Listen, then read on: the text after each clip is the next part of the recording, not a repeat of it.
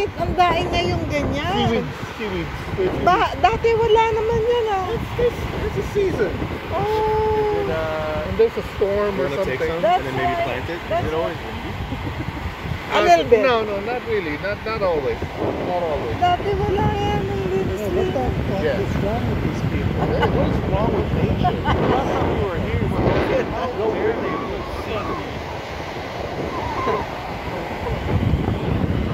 So wala kayong makapaligo. Oh. Dati dahil naliligo dyan. It's like a certain point in time that this happens. Yeah. Like high tide, low tide kind of thing. But actually, merong isa doon malapit sa amin. The one where you guys are like 10 minutes away. Pero may mga ganito, ayaw maligo ng mga bata doon. So dinadala namin dito.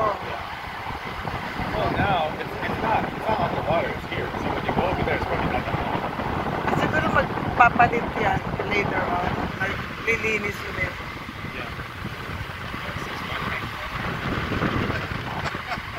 like London. Yeah. So hindi ngayon maganda po maligo dito. Walang naliligo, konting-konti. Kasi ang daming seaweed sa Pangpang. Ganyan kalaki itong Sea Cliff Beach.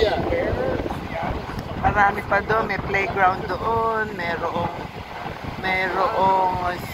splash pad. Nagdala pa naman ako pampaligo. Plano kong maligo.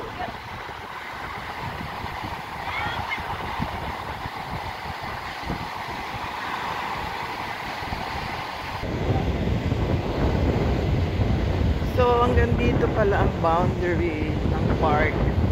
Park boundary. Kasi doon, private property na. May mga bahay doon, may sarili silang access sa beach. Yun ang stadium. Yun ang paliguan. Pag shower ka after swimming in the beach. Ayan, ganyan kalaki.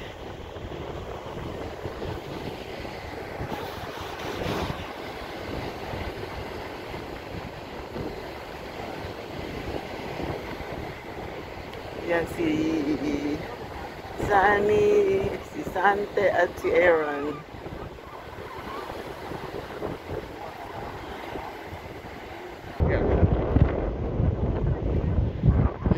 There's a lot of food But going on in this they place. have a few population here. There's not much people living there.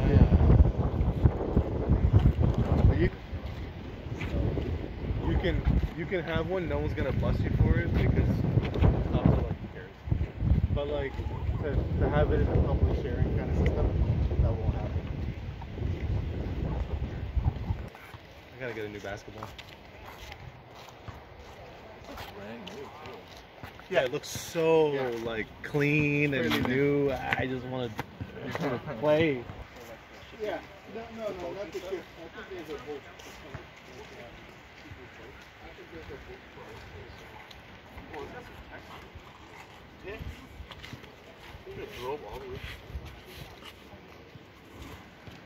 Crazy people with Teslas. Yeah, that's the driving.